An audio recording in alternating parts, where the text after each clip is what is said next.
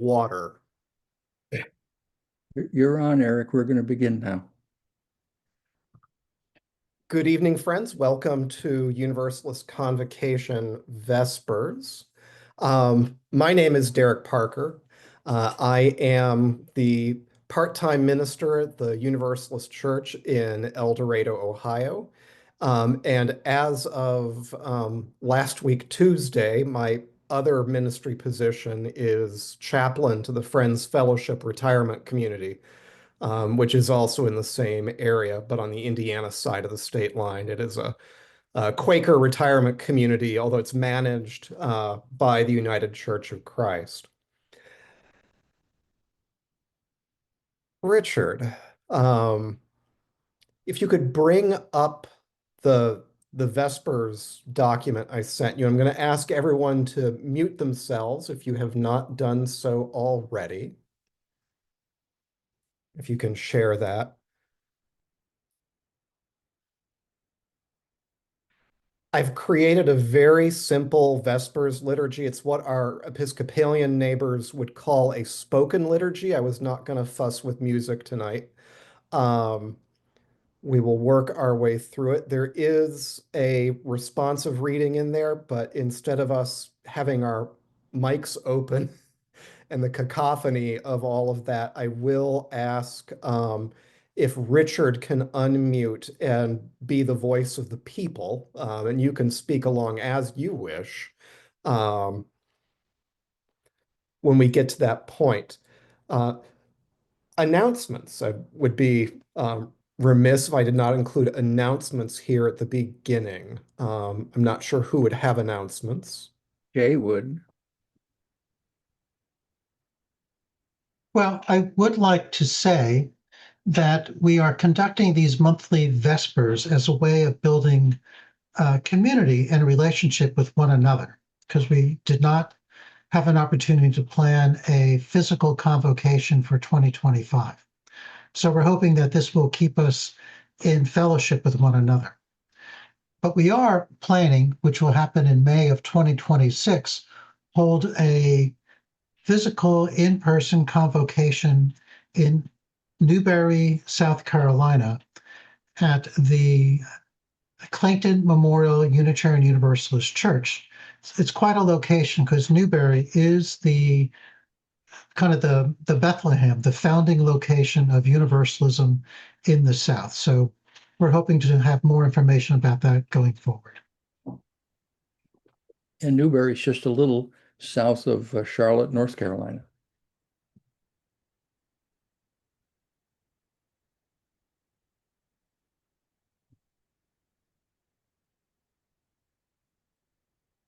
Is that all the announcements for tonight? Then I will call us to worship. Enter into the spirit of this assembly. In love and charity with all people. Draw near with reverence, faith, and thanksgiving. And accept the fellowship of human souls as our comfort.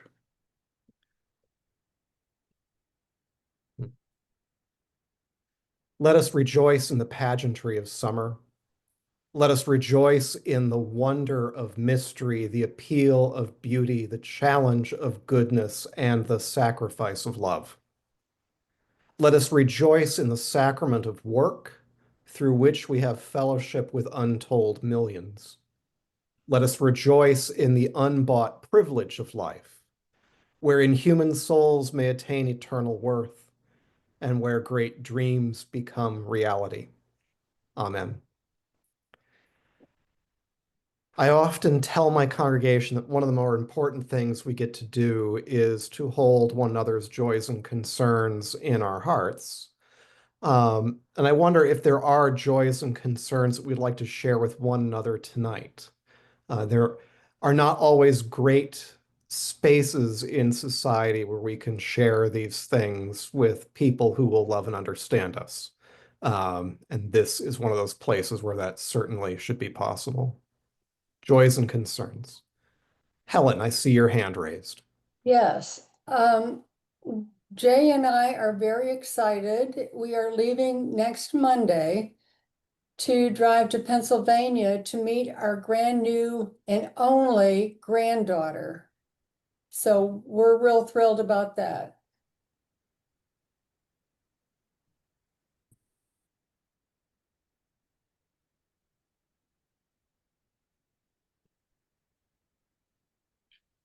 Eric, are you calling? Derek? Oh, so I'm scrolling, trying to find who raised their hand. I have my hand and then Donna. Oh, okay. Okay. So, as Helen said, this is really a wonderful adventure we're on to go see our new granddaughter.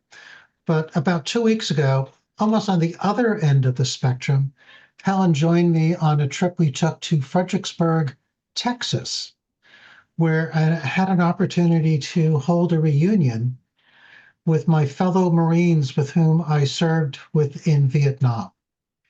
And my unit was very, very unique. There were only 12 of us. And we were no compounds, no wire, no cots. We just lived in the villages. So we formed quite the band of brothers and brotherhood that came with that. So it's just wonderful to meet with 8 of them after 55 years and reflect on our own lives and also remember those who had survived the war but have passed since due to illness and disease.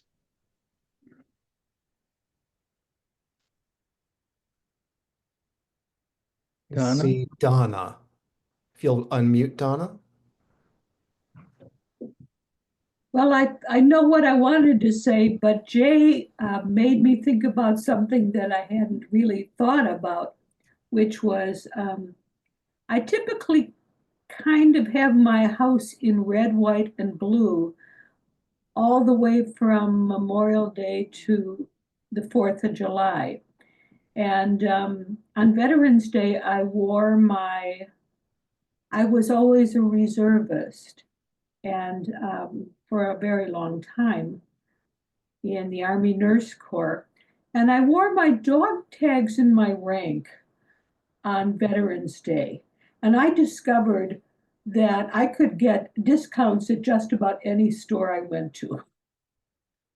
And I don't have any contacts with any of the folks from the 801st General Hospital out of Chicago, but I do really revere the time between Memorial Day and the 4th of July for all of the people who have served actively or in reserve positions throughout America's history. What I wanted to say, though, is I have way too much time in retirement or semi-retirement to watch what's going on internationally and hope that perhaps by the time we meet next again, that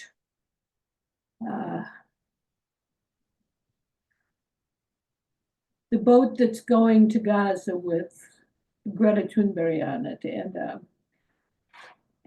anyone who has interest in resolving what's going on, especially in the Middle East, that we will have different news by next month. It's just a situation that I can't imagine is going on in what we want to think of as a modern world. Thank you.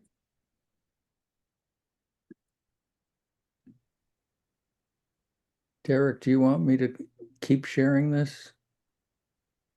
Oh, you mean recorded? Well, No, I oh, mean, no you need to can- share the document. The rest of it we sort of can know and see. Yeah, yeah. Thank you. And those of you who aren't too familiar with Zoom, in the upper right-hand corner of your screen, there's a little thing that says View, and you can select either speaker or gallery. And when Derek is beginning, if you do speaker, you'll just see him filling the screen rather than him being one little corner of this big checkerboard sort of thing. I'll also add for our joys and concerns tonight, ask you to hold my own congregation in El Dorado in your heart. Last Saturday, we laid to rest a longtime member and leader in the congregation, Jill Vanneman, who for over 20 years was president of our AUW chapter. We still have one, and was also treasurer for the board. And this is a huge loss for us. So please hold us in your hearts.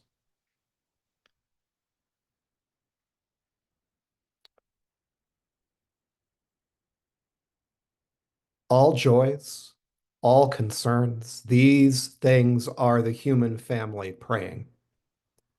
The least and the greatest lifted up in the temple of the human heart. And we can join our voices with people around the world. To the end that all souls might grow into better harmony with one another and with that which is divine. So we get to the heart of the message for tonight, the universal and the human. And I have to begin this with a little bit of a confessional moment, but that confession is going to be prefaced by a joke.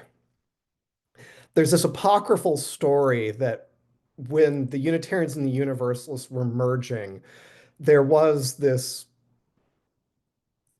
Boston Brahmin matron on one side of the room who said, "Oh, Universalists, they're basically Baptists who figured out how to read." And a Universalist on the other side of the room said, "Oh, Unitarians, they don't like a sermon unless they can't understand it themselves." I say that because my message tonight is going to turn out a bit more academic than I intended. Among the things I have going on is I'm in a doctoral program, and my original inspiration for this was to take some materials for a presentation I had done and heavily refigure it for this particular audience in this particular setting. And I even had in my head some a PowerPoint presentation to go with it. But between a change in employment and an out-of-state trip for my nephew's high school graduation, and two funerals, one at the church and one at the retirement community, and today having to do a business trip to Columbus, Ohio that was not really planned in advance. I found out about it a couple days ago. My ability to put together what I wanted to put together is not that thing. Even so, I will do my best not to give you a sermon that you can't understand. So tonight we explore the universal and the human. Um, there's this line in Aristotle's On the Heavens where he wrote about how when we study the heavens, we first need to explain what we mean by the word heaven and in how many different senses we use the word. And it's really pretty good advice. It's an exercise not unique to the word heaven. And for the purposes of our evening, we're going to extend it into the word human. What do we mean by it? In how many senses do people end up using the word? And do we ever really come to a universal sense of the human? And that is important for us because universalism, especially as we get into the 20th century, has had a concern with human experience, the human personality, um, as well as what Clarence Russell Skinner would term paying attention to the universals. But very seldom do we try to unpack these ideas. We're often fixated on our identity under universalism or looking at kind of luminary figures from our past. So tonight we explore the universal and the human. The philosopher Rousseau did some work articulating why this should be a pressing question. In his preface to one of his major works, it's called On the Origin of Inequality, he laid out this chain of reasoning, but I'll boil it down for you. He termed the study of that which is human to be a science, not the way we would talk about something being a science, but as a system of knowledge. He then goes on to tell us it is one of the thorniest subjects a philosopher could possibly take up. But why was it important to Rousseau?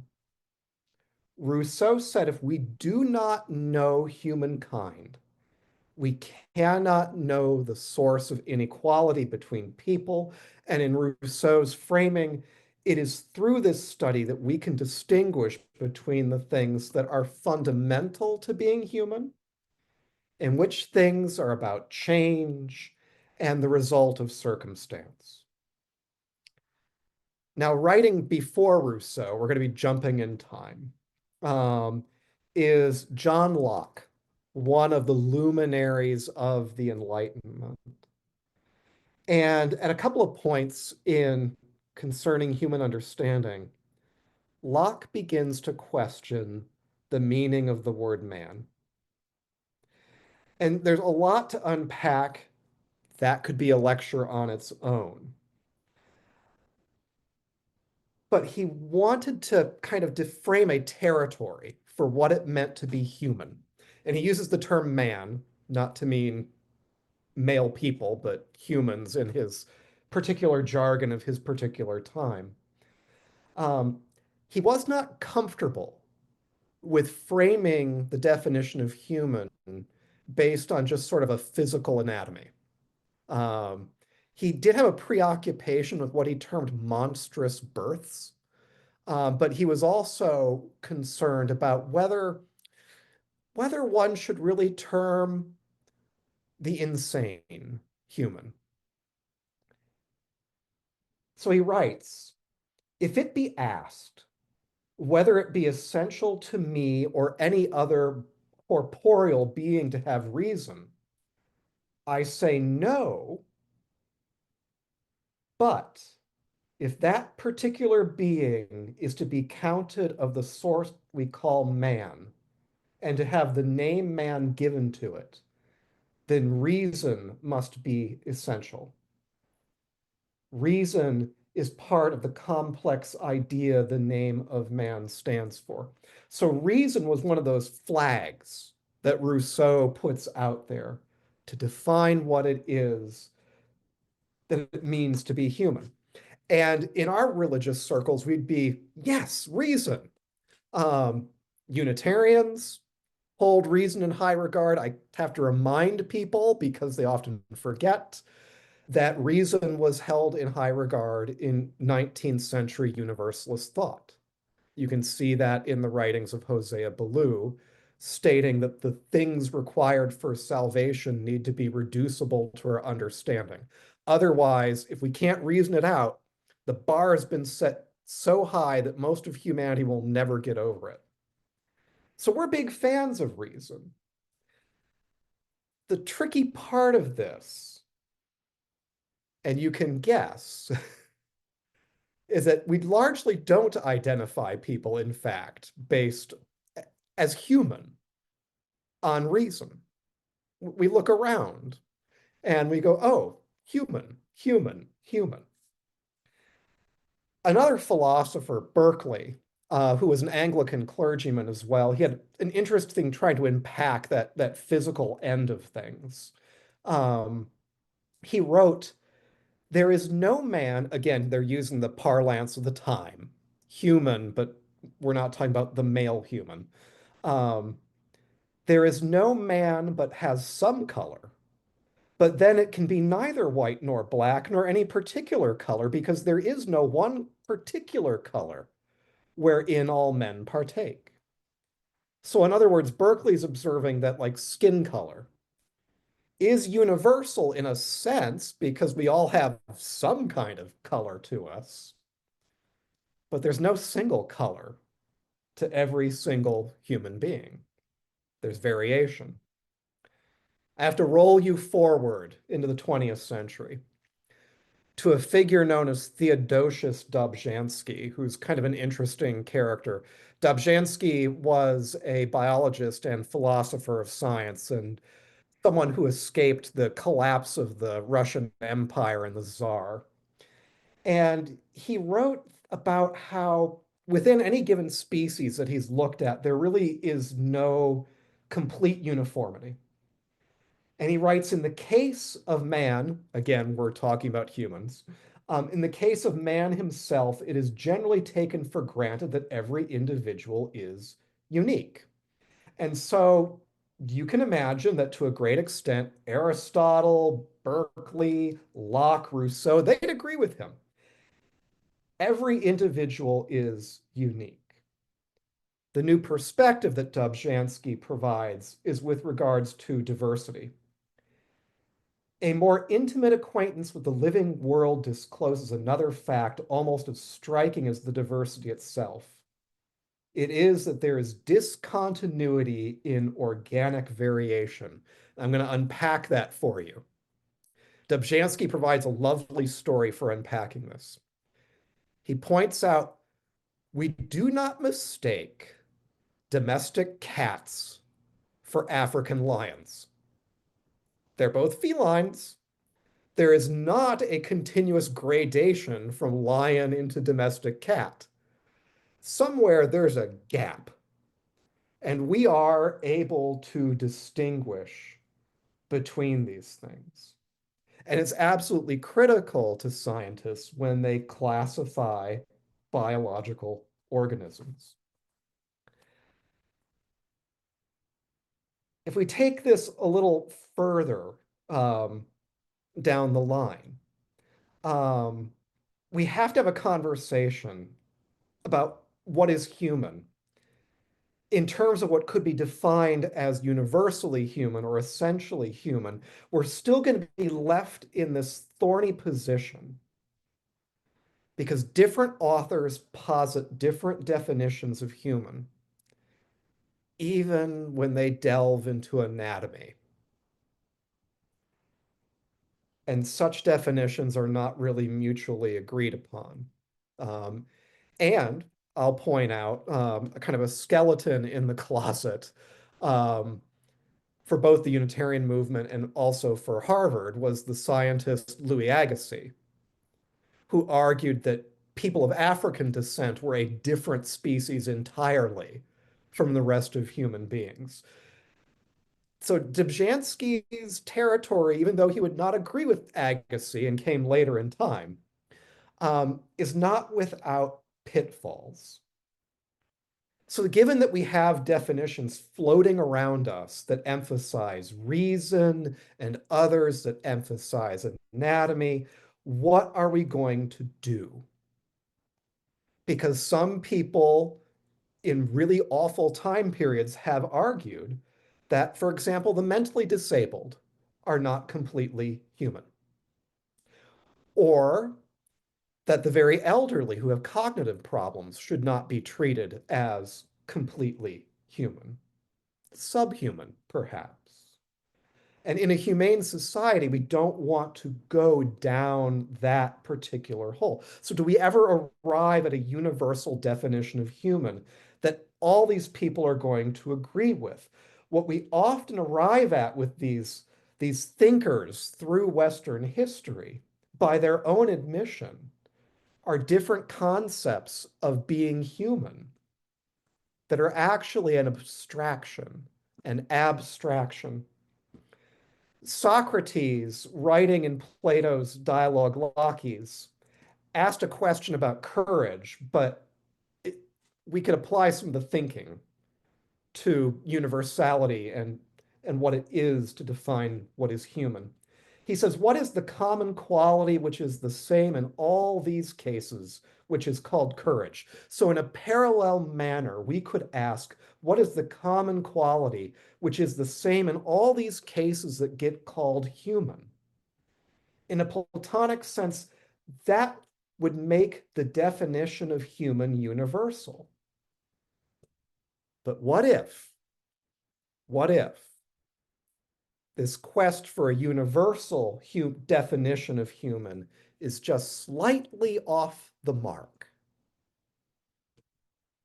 Does the definition need to be universal in order to be useful, ethical, or even true? What if this underlying difficulty we're in is the result of a convergence of a couple of issues?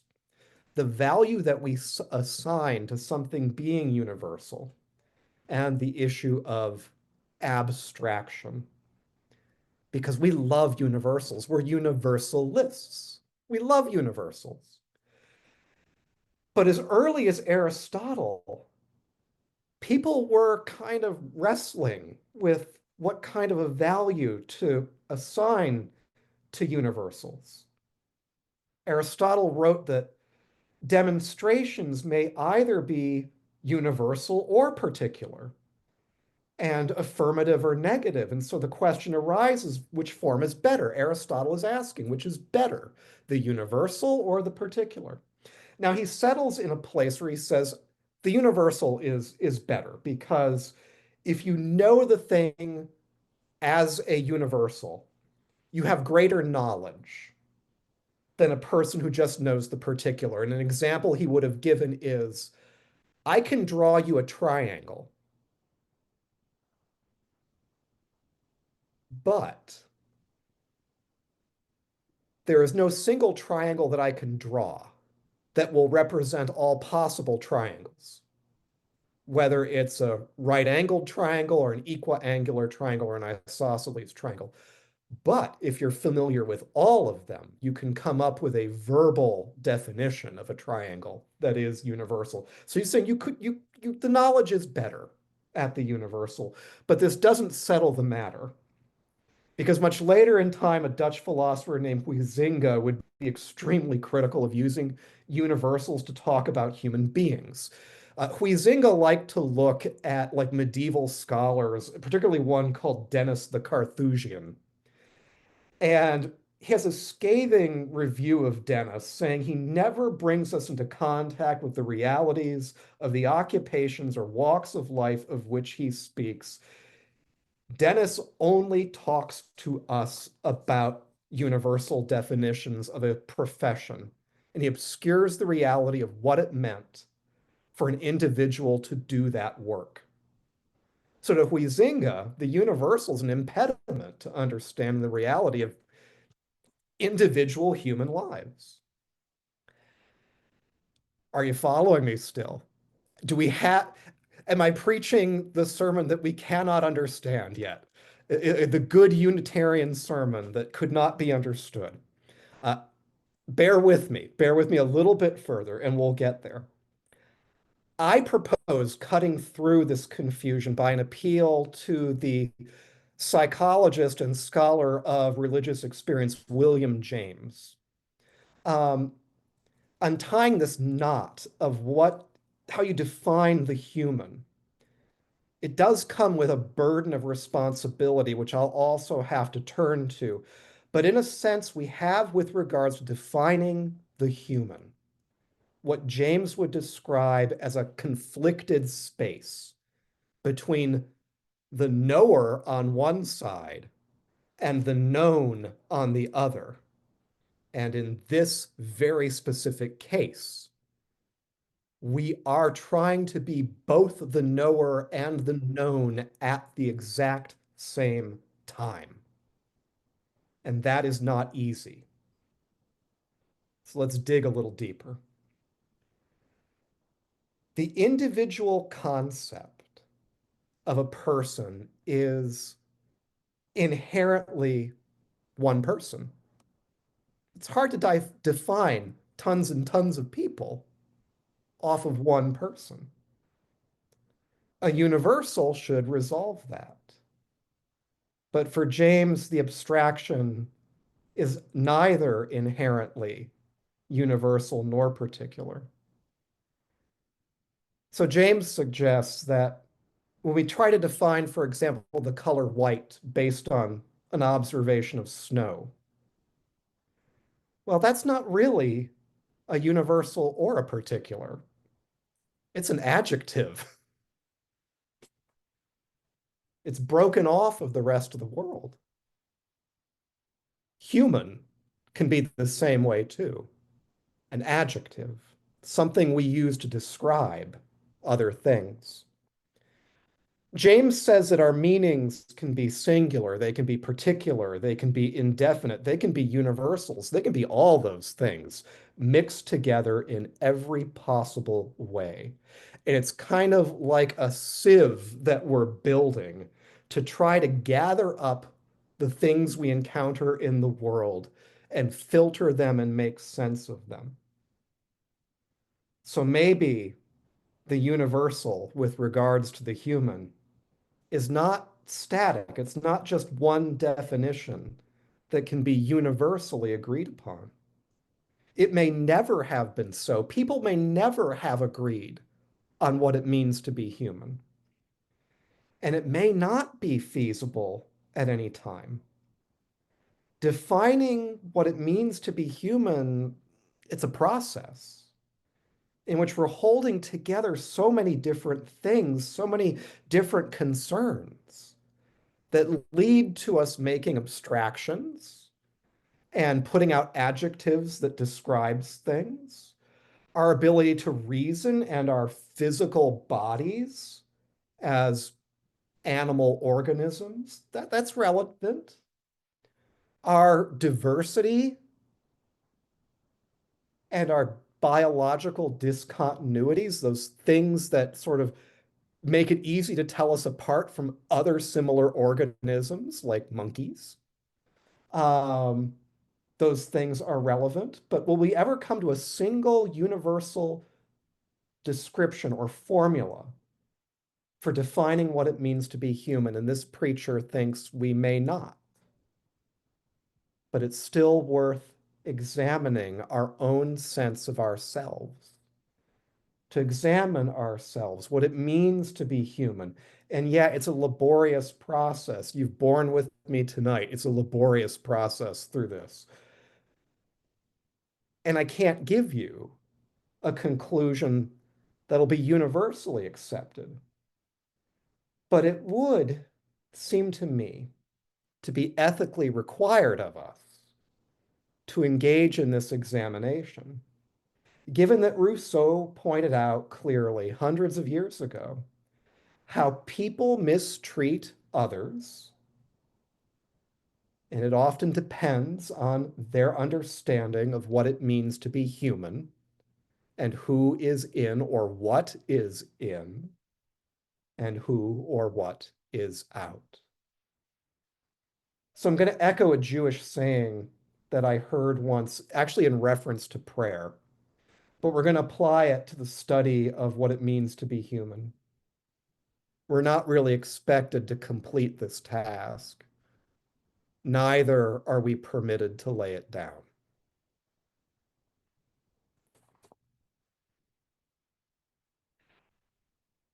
My apologies for the college lecture, but I still hope that you have been able to find a few bits and pieces of inspiration to take with you and into the wider world. And as I tell my congregation in El Dorado, one of the things we are able to do is have a little bit of dialogue while there's still time. And if you're in a very large church or in a more sort of top-down church where the preacher is simply the authority and the only authority, this would not happen. But the message is not entirely mine to give. It also rests with you in the dialogue process. So I'm going to open the room to dialogue. I also promise if there's a next time, I will provide you with a more conventional homily. Richard, we may want to ask the question now to either continue the recording or suspend the recording. I personally would like to continue the recording, but there may be others that would wish to speak but not be recorded.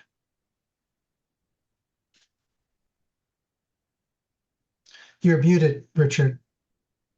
If anyone would like to speak but would not like their remarks to go on YouTube, if you simply tell me that, I will suspend the recording while you're speaking and then resume it afterward.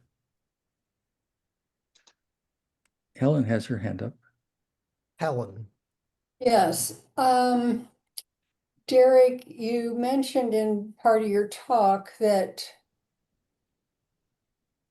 part of being universalist is not looking at maybe disabled people or mentally challenged people or elderly people as non-human, but where do you draw the line if you still see them that, but you can no longer have compassion for them? Mm. So, as somebody who now works as a chaplain in an elder care facility, this is very relevant. It might depend on why one is having difficulty with having compassion. Is it compassion fatigue? Or is there something else going on? I would also put out there that I don't think that everyone is suited for working and interacting with people who have profound challenges, including those that can be behavioral. It takes a certain giftedness and a sense of boundaries and sometimes even practice and training. And yet I would hope that we would want them treated humanely because they are people.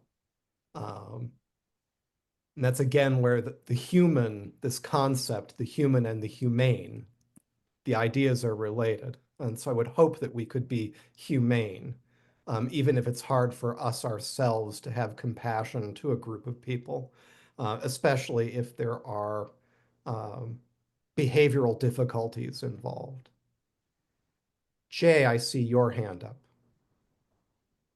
Well, Derek, I'm still in my search, in that I have, through my professional career as an IT manager, I was always keen to hear among these large groups of people, sometimes numbering in the hundreds on projects that I managed, would refer to us and them. Mm-hmm. And that always got my ear up, because a them is not an us, and creates a boundary and a description of what they are capable of or incapable of. So I'm going in the larger sense of how we, in our divided world today, there's a starting where we're all us, we're all humans.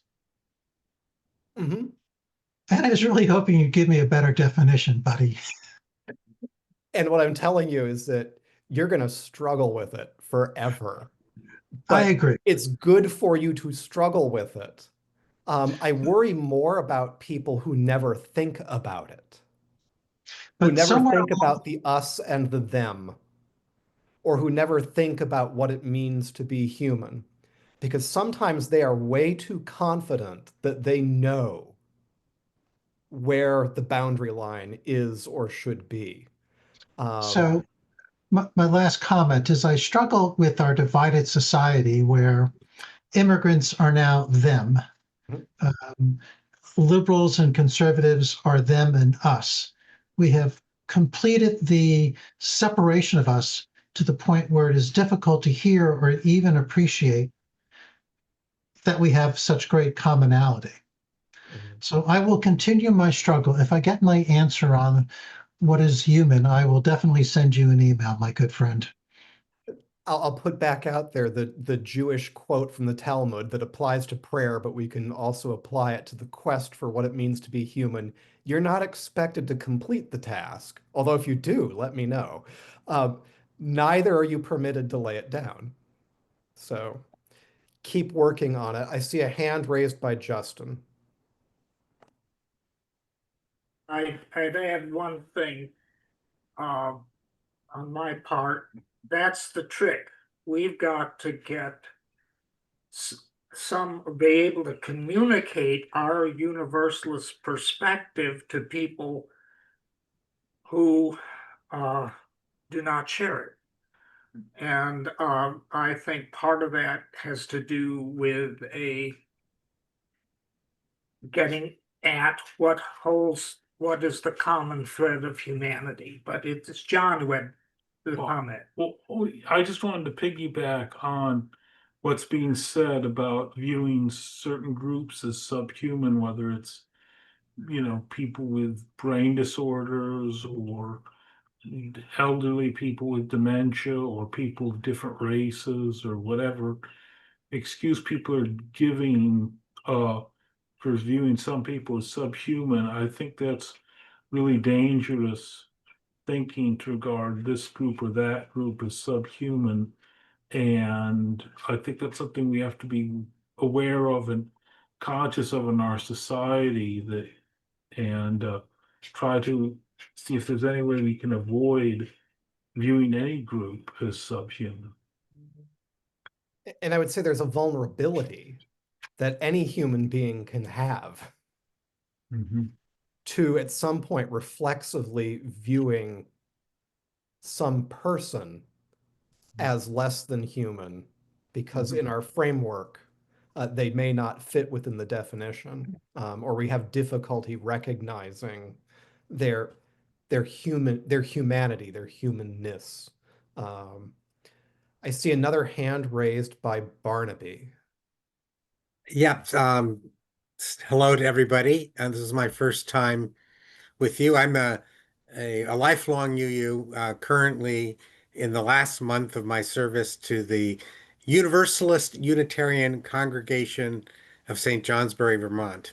Oh, Um, a, a congregation that was so upset with the merger that they insisted on putting Universalist first in their name. And of course, one of the things that's struck me, having grown up in a congregation that was founded as a fellowship just about the time of the merger and for which the distinctions have never existed, I'm struck by how almost nobody in the congregation has any idea what the difference is between Universalists and Unitarians. Even though we're, right up against Hosea Ballou's original circuit, just north of it. And listening to the conversation tonight, it strikes me that it's only a difficult conversation if you've totally lost the 19th century Universalist view of God, because the Universalism's roots were the definition a human being is that which is going to be saved by God and brought to heaven, and it's all of us, and that was their radical heresy.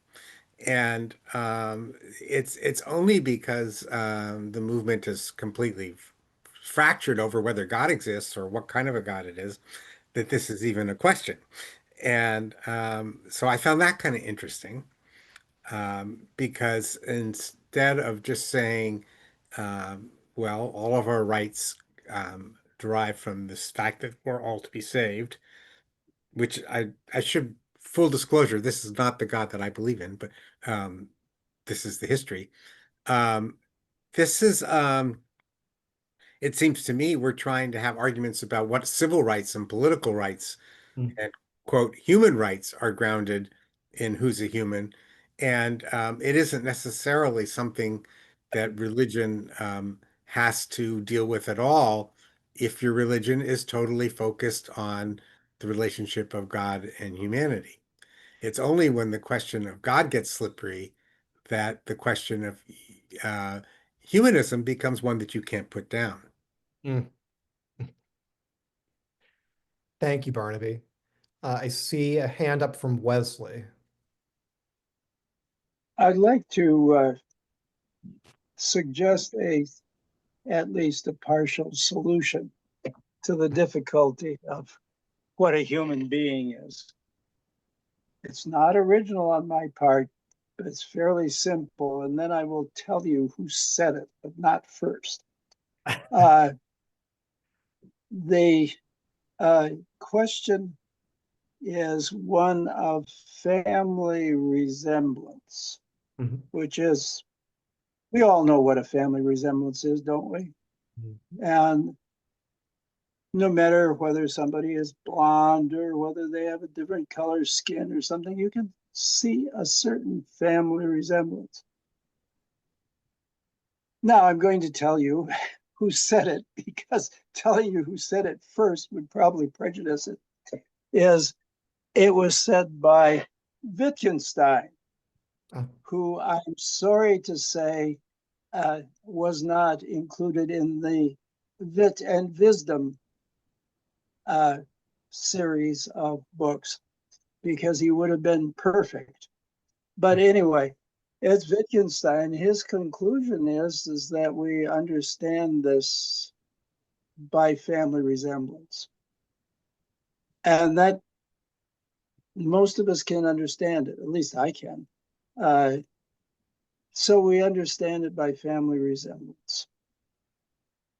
Mhm. And the other thing I had to, well, I'm sorry. I've also been troubled all my life by the question of who terribly wicked people can be saved. And I've always thought that under the old Universalist rubric, they can, because of the comment being, I forget who said it now, which one of our forebears said it, but remember, God can save even you, which I've always found comforting, whether I believe it literally or not.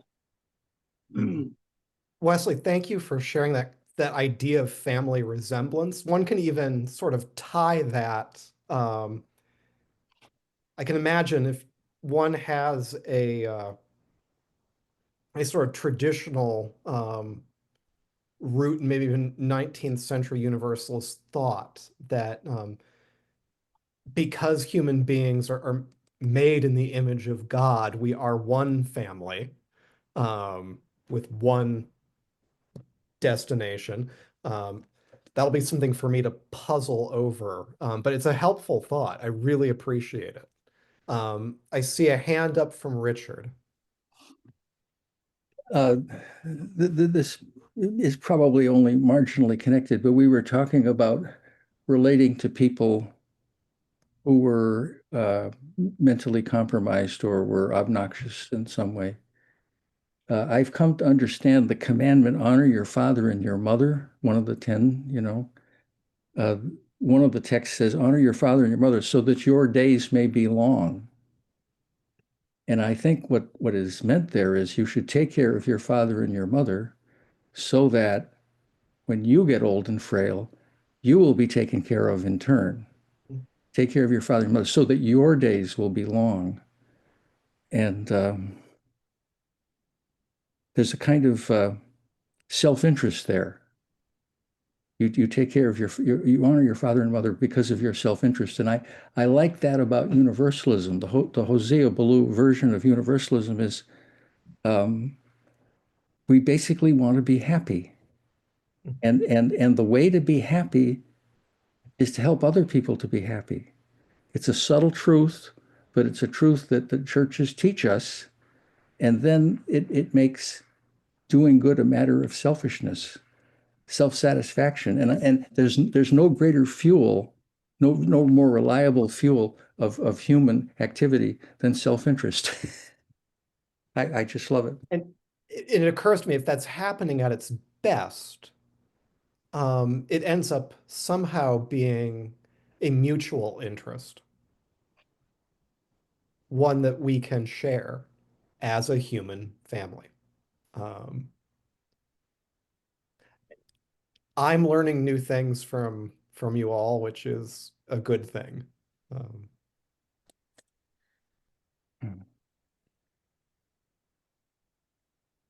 Well, Derek, I just want to reach out and say hello to some friends from Cincinnati, to Russ and Rebecca. I can see they are present in imagery, and I hope there's someone behind those images to hear my welcome, and I'm glad you've been able to make it. Hi, Rebecca.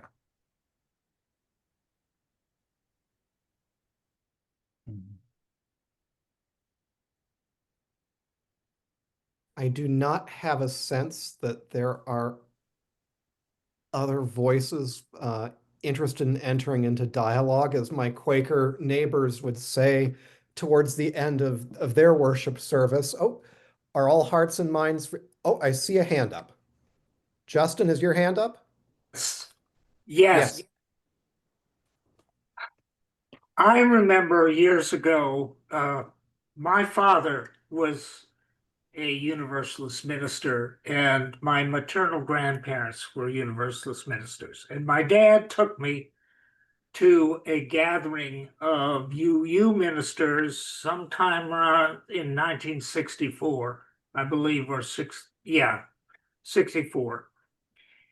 And they shared around the room talking about ministry.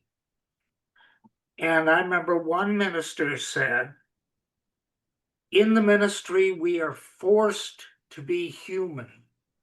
Hmm. And I thought about that. I wondered, what does he mean by that? We're forced to be human. And it didn't take me long in my ministry to find out. What that means is in the ministry, you deal with people who you have got to be compassionate to people who have been nasty to you and, said,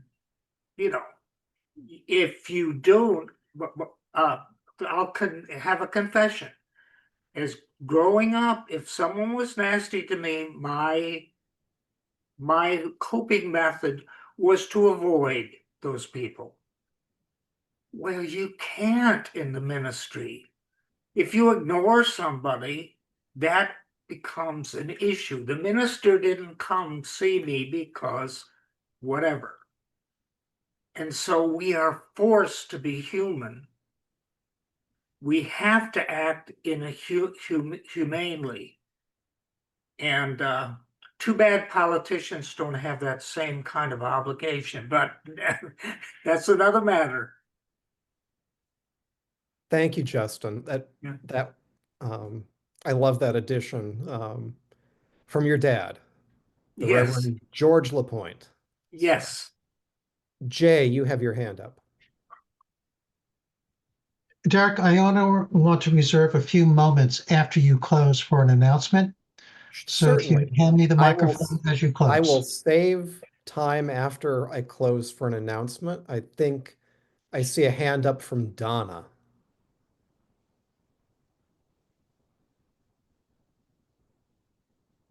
Yeah, the word compassionate applies to the ministry on a regular basis, but today as I was watching Amanpour and Company, it was actually last night's program being replayed today, and Christian Amanpour was interviewing the former I forget what her exact title, Prime Minister of New Zealand. And she was known for a style of government and ministry to the people of that that was described as compassionate and caring of the people. And I was thinking of how to compare that with the people who I often thought were the most compassionate people in the world, the Jews. Mm. And I just don't see that anymore from the part of the world that is supposed to be representing Judaism. I can't watch the news every day and watch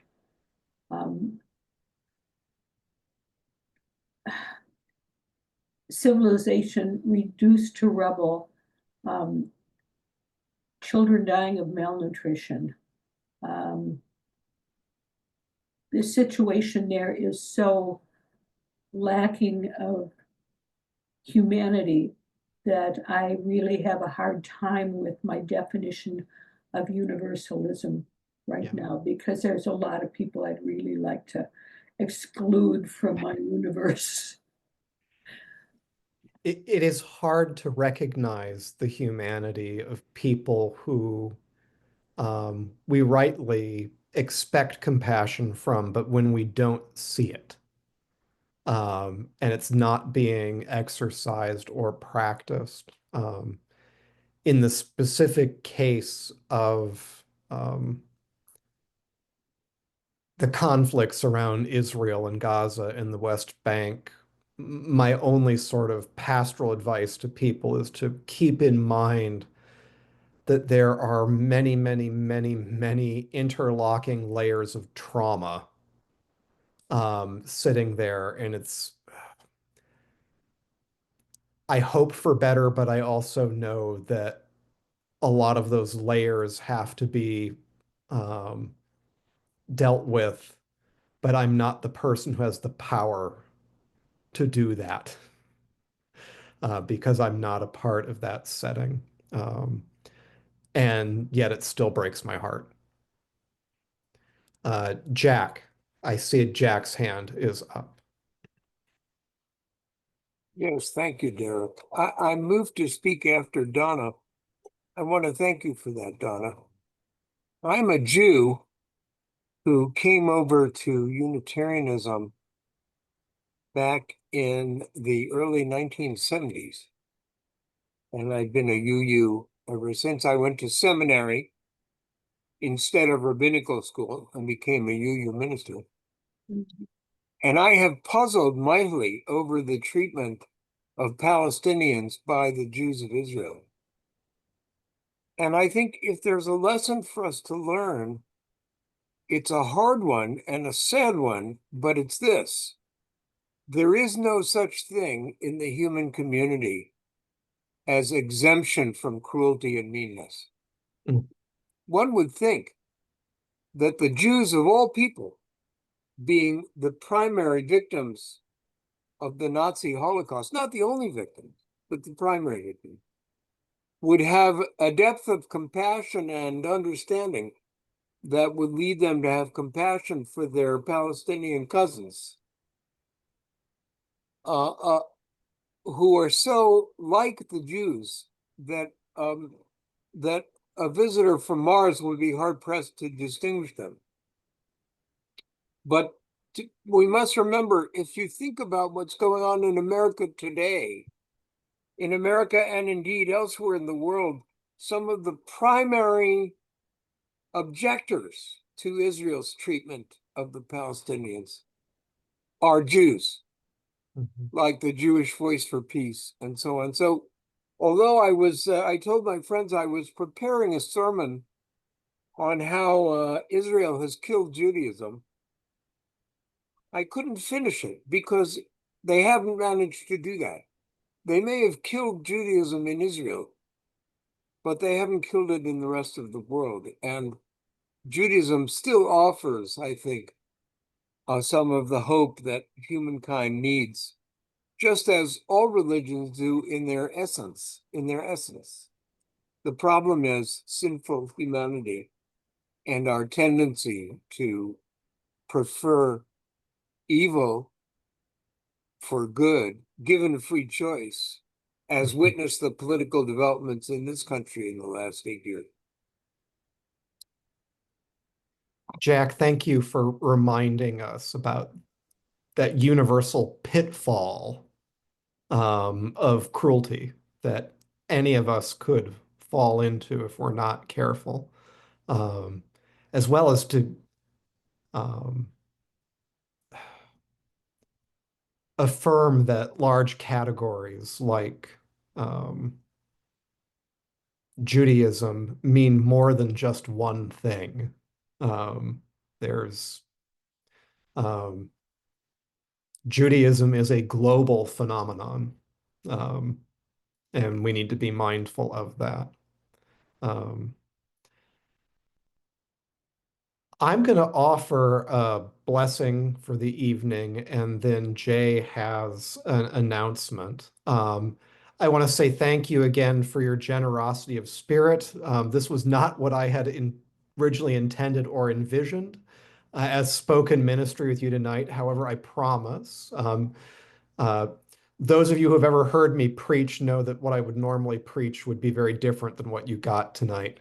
But between 2 funerals in 4 days, plus Sunday service and job changes, things did not go quite as planned. But I would welcome being invited back someday if you are willing. The blessing. As we go our separate ways, it is my prayer that the things we do might be good and peaceful and holy, a reflection of the light of truth and the warmth of love, which we carry with us everywhere we can go. Amen. Jay, announcement. Well, Derek, I want to thank you very much. And I am going to have 2 announcements. One, next month on July the 2nd, our next service is The Woman That History Forgot, presented by myself.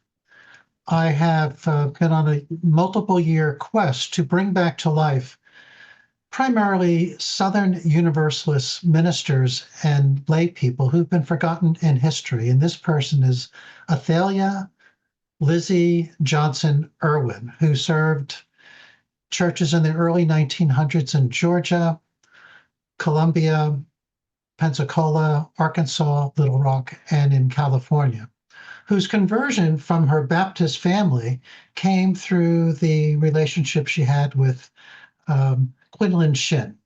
So it's also a story of Universalism spreading in the South through contacts with people had. So mark your calendars, July 2nd. It will be the same URL that you logged in with today, and you'll get a reminder too. Second, I am going to be bold and send emails to several of you inviting you to offer yourself as a speaker from our Vesper services. I put my email address in the chat if you wish to reach out, but I will reach out and ask you to consider participating.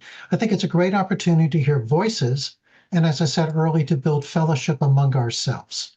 And I find that rewarding in my own life. The last, I'm going to ask if the Universalist Convocation Executive Committee Planning